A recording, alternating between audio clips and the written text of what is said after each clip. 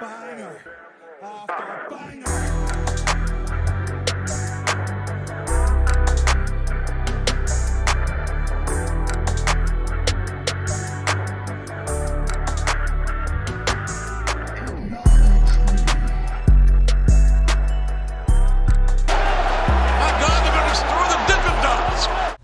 What's going on, guys? It's your boy Big Hero Chris back at you with another one.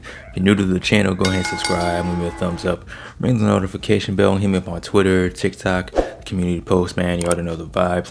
And it's Wednesday, so you already know what that means. It's time for the AEW Dynamite review. And I'm actually going to start this review off, kind of on a sad note, there was a portion during the show where Chris Jericho gave us an update on Kenny Omega and the Golden Jets. Kenny Omega put out on his social media a few days ago that he's going to be out for a little bit. He's going to be out for an indefinite period of time due to the fact that he has diverticulitis. And this is what Brock Lesnar had when he was in the UFC. This is actually the reason why he had to retire from the UFC. And, there's no real telling as to, how soon or how far Kenny Omega will be back in the ring, but we do wish a speedy and healthy recovery to the god of pro wrestling, Kenny by God Omega. This leaves a big question mark as to, what happens with the tag team championship match at World's End, because it was supposed to be the Golden Jets taking on Big Bill and Ricky Starks, so unless Chris Jericho can find a new partner, I guess the tag titles won't be defended, or they're going to be defended against somebody else. I don't know.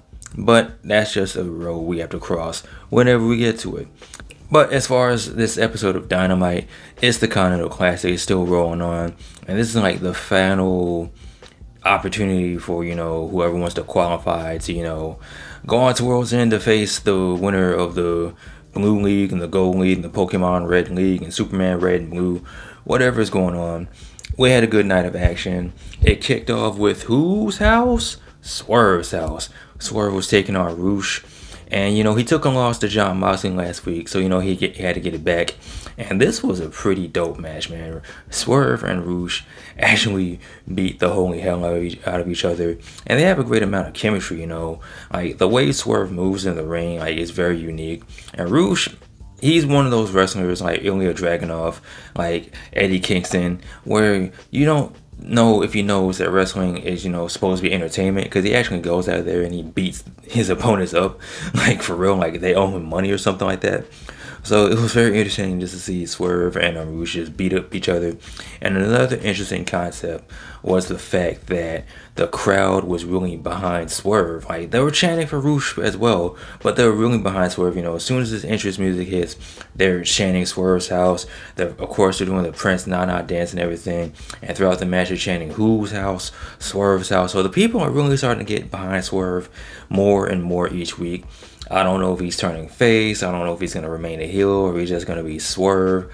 I don't know, but I do like the fact that Swerve is getting all this momentum, going into this Continental Classic.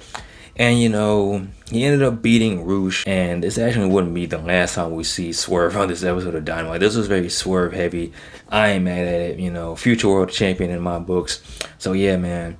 After this, we had another match in the Continental Classic. We had Mark Briscoe taking on Jay Lethal in the battle to see who can get out of last place, pretty much. Because both these guys are not winning the tournament. They have zero wins as far as their bracket goes. So it's like the battle to see who can get out of last place at this point. And Mark Briscoe ended up getting the win. He finally hit the J Driller on Jay Lethal. And they had a sign of respect after the match. So, even though they're both presented as losers in this tournament, it was a dope match. Mark Briscoe always delivers. And it's always cool to see Jay Lethal wrestle. I kind of wish they would have done better. That the booking would have been better as far as them two go in the tournament, but it is what it is, man. They ain't winning shit now at this point.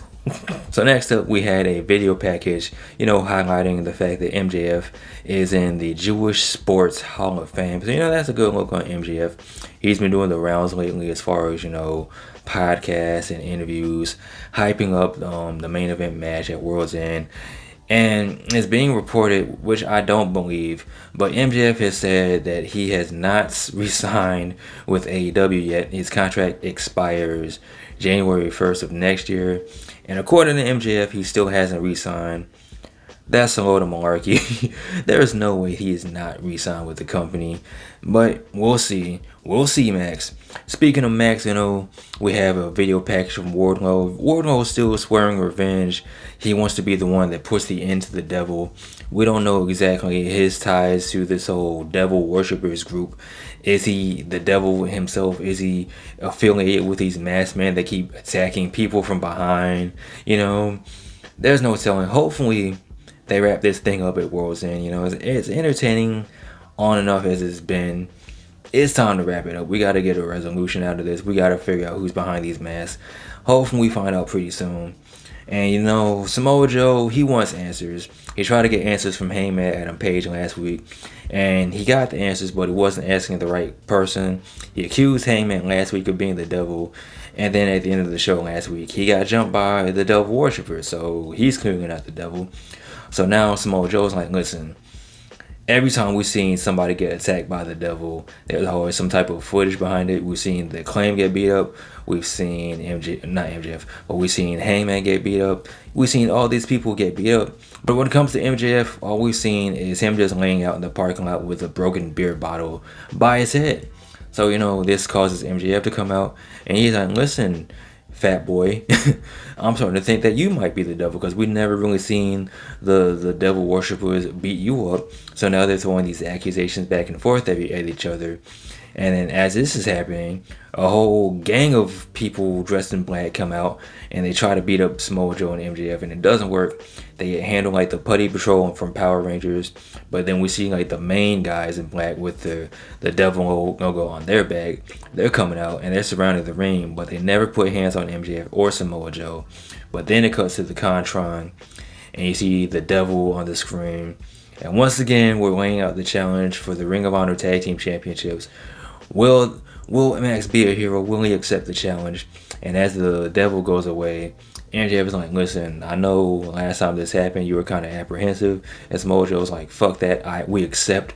So I think it's either going to be on next week's episode of Dynamite or at World's End.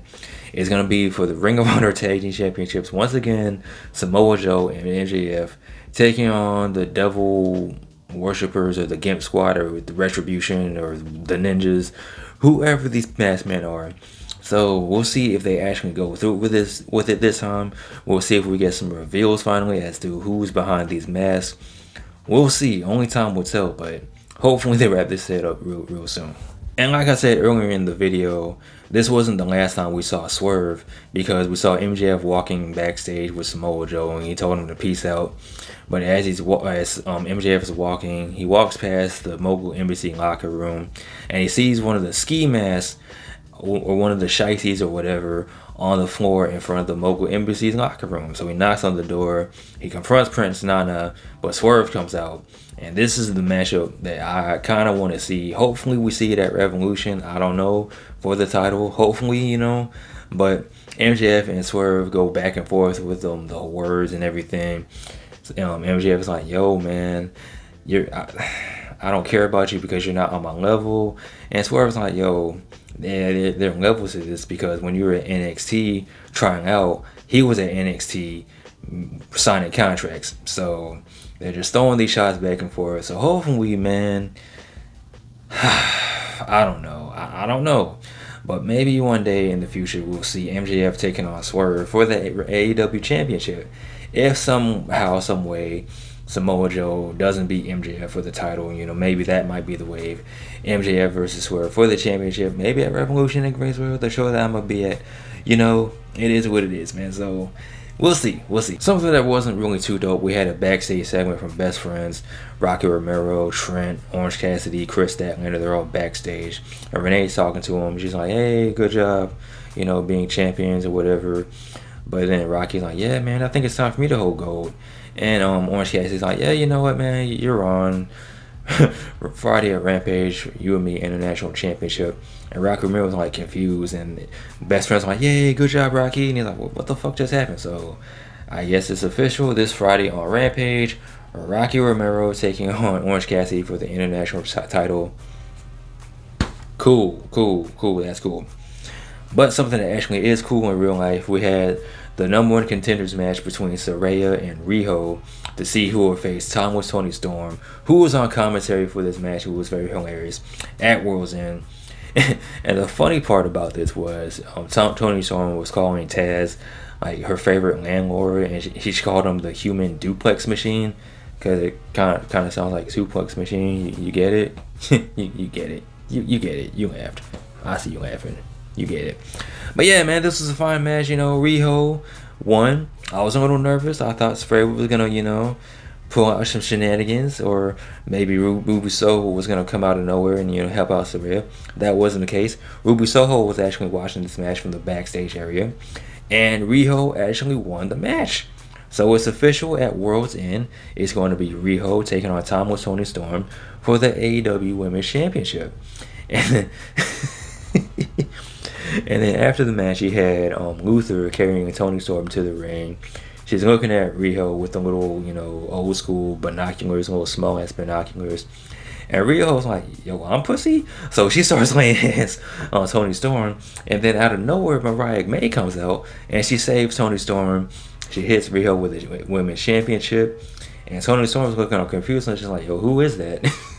But Mariah May's like, yeah, well, I did it, man. I did it for you. And Toni Storm has no idea who Mariah May is, even though Mariah May's been hanging out with Toni Storm and the gang this whole time. But, cool. So next up, we had Christian Cage leaving a note for Tony Schiavone to read on air. Christian Cage was not here, but he said in his note that Tony Schiavone read that he wanted, where were they? They were in Oklahoma. He wanted them to pipe down while Tony Schiavone was conducting business on Christian Cage's behalf.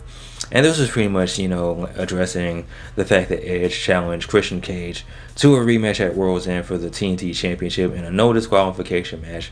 And Christian said in his note that he will not be here tonight, but he will be on Collision this Saturday, and he will address these accusations and these rumors and this challenge from his former brother Adam Edge Copemeister. But after this, we had a random ass match between Roderick Strong, representing Next Strong and the Kingdom, taking on Commander. And it was fine. There was flips. Roddy was blowing Commander's back out. Do with that information as you will. Roderick Strong ended up getting the win. And after the match, the Kingdom, they were putting up signs all over the barricades and the ringside. They were handing signs to the people saying that MJF is the devil. He's really laying into the fact that he believes that MJF is the devil. He even talked to Renee Paquette in the ring. He was doubling down. He called Samoa Joe his best friend by proxy. So Roddy is really, laying it on thick that he believes, he hopes, he prays that MJF is the devil and he will reveal himself, and that this will push Adam Cole back into the arms of Roderick Strong. They will be best friends yet again. I don't know where this whole devil storyline is going. I know I'm entertained by Roderick Strong, so that's cool, I guess. But speaking of cool, this leads us to our main event, the final match of the Continental Classic for the Gold League. He had Switchblade Jay White taking on Jon Moxley, and this was like a dope match, man. It was New Japan all over again, G1 all over again, blah blah blah, Bullet Club versus Jon Moxley, all those cool vibes. And to the surprise of me and the rest of the AEW galaxy, Jay White ended up getting the win. So this means next week on Dynamite is going to be a triple threat match, because all three of these men, Jay White, Swerve, and Jon Moxley, have 12 points. So now it's going to be a triple threat next week to see who will win the gold block or Pokemon Gold or whatever the fuck this is. Just go on to World's End to face the winner of the Blue League. So yeah, man, that should be a pretty dope match. Who do I want to win though, man? It's gotta be Moxley. A lot of people are saying it's gonna end up being Jon Moxley taking out Eddie Kingston. We'll see if that's the case, but only time will tell. But as far as this episode of Dynamite goes, it was a pretty solid show. Continental Classic is probably one of the best tournaments AEW's done in a long time. It definitely helps, emphasizing that original point that AEW had of, the point system and wins and losses mattering, all that fun jazz. So yeah, man, with that being said, AEW gets the honorary W. It was a fun show, lots of swerve, lots of wrestling, Christian Cage leaving notes for everybody, the devil, whoop-de-doo. With that being said, guys, what did you think of this week's episode of Dynamite? Let me know in the comment section below. Of course, as always, like, comment, and subscribe. You guys take care. Be easy. I'm out. Peace.